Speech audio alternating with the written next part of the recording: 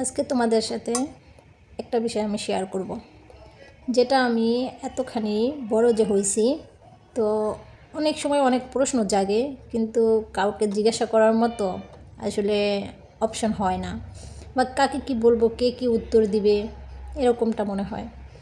তারপরেও আজকে তোমাদের সাথে বিষয়টা আমি কেন শেয়ার করতেছি, যে আচ্ছা এই জায়গাটায় তো অন্তত মন খুইলা কিছু কথা বলা যায়।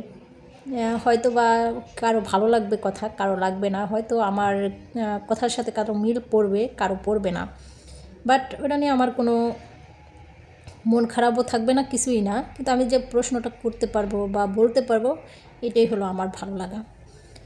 তো ভালো লাগা থেকে আজকে নতুন করে এই প্রশ্ন।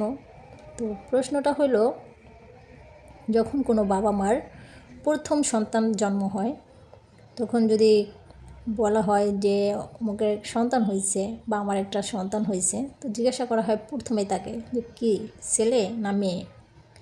যদি তাকে বলা হয় যে হ্যাঁ আমার একটা ছেলে জন্ম হয়েছে, তো সেই বাবাকে খুব বাহ বাহ দেওয়া হয়, বলা হয় যে হ্যাঁ তোমার ছেলে বড় হইলে তখন তোমার অনেকটাই উপকারে আসবে, ঠিক আছে, এবং কি হবে, বংশের প্রদীপ। বাট কোনো বাবা যদি বলে তার মেয়ের সন্তান জন্ম হয়েছে, তখন কি হয়, সেটা আমি আমার নিজেকে দিয়েই বলি।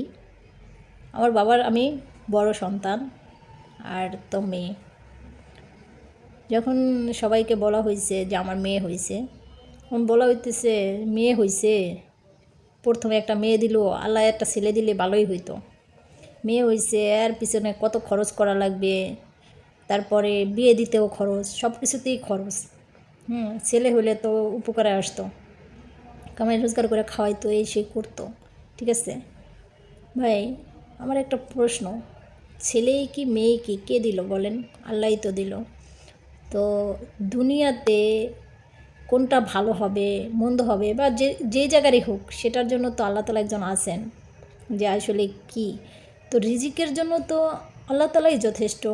তারপরও কেন আমরা এরকম ধরনের প্রশ্ন কইরা বাবা মাকে মানে মন খারাপ করি? তার একটা প্রথম সন্তান জন্ম হয়েছে, সেটা যেটাই হোক না কেন, ছেলে হোক আর মেয়ে হোক, তাকে তো ভালোভাবে উৎসাহিত করা যায়। কিন্তু আমাদের এই সমাজটা এমন কেন যে তাদের দিকে মানে আঙ্গুল তুইলা তুইলা দেখায় দেওয়া, এই সমস্যা ওই সমস্যা, এইটা সেটা, বা কোনো ধরনের প্রবলেম। কেন ভাই? ভালো একটা সলিউশনও তো মানুষকে দেওয়া যায়, বলা যায়, তারে সান্ত্বনা দেওয়া যায়, ঠিক না? কিন্তু আমরা কেন এটা করি না?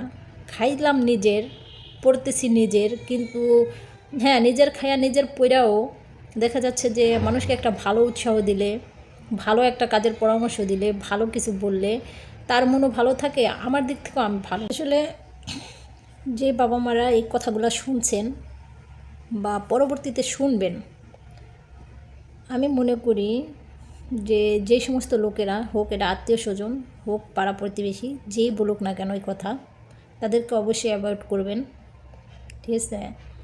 আর যারা এই ধরনের কথা বলেন, ভাই তাদের কাছেও একটা রিকোয়েস্ট, যে এই কথাগুলো যে বাবা মা শুনেন, তাদের মনের অবস্থা কি হয়, সেটা হয়তো বা আপনার ক্ষেত্রে যদি এরকম হইতো তাহলে আপনি বুঝতে পারতেন।